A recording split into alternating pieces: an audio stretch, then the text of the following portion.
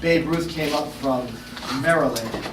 His first season didn't go well, and everyone had left. The season was over. The only guy left in Fenway Park in the locker room was Babe Ruth with a map upside down. He didn't read or write well.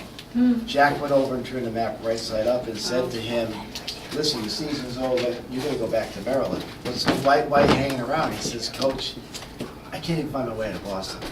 This was the dumbest thing I ever did. And Jack really saw the potential in him as a baseball player.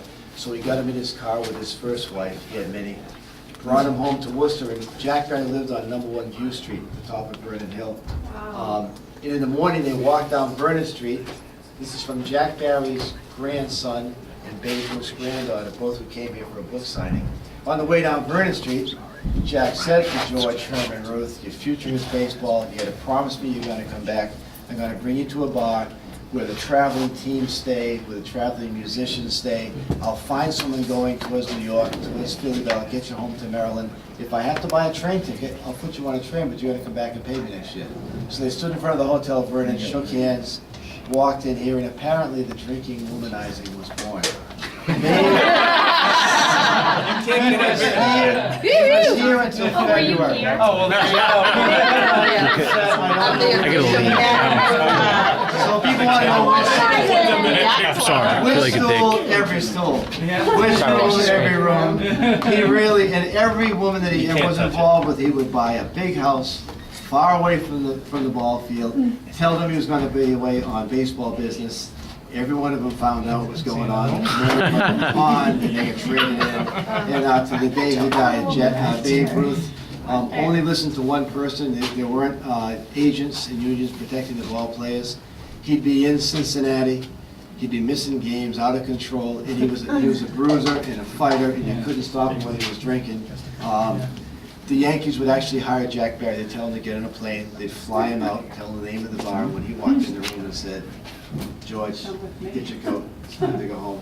He'd get him to a hotel, get him sober, put him back on the bus, get him with the team, and he'd be good for a while.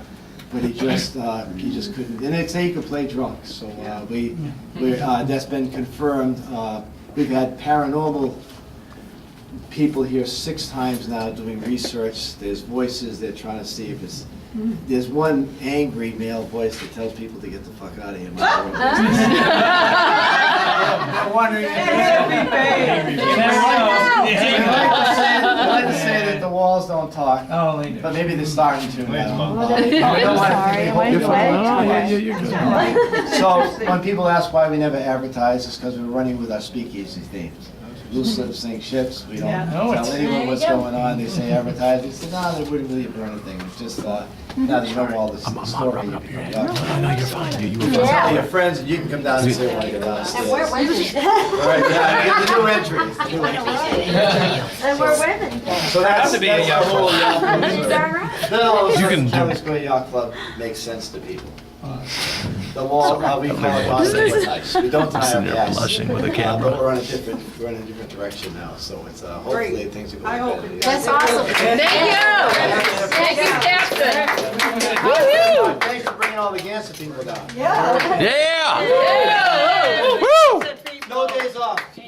Yacht club days don't take days off. So somewhere, you have to drink. We have a long history, a rich tradition. The fact that I can't just say that I'm not. Yes, I do have yacht club. I have Jimmy Crooks. Anyone needs a yacht club? Hey, neighbor. Gansett is good for you. Hey, neighbor. Rhode Island's famous brew.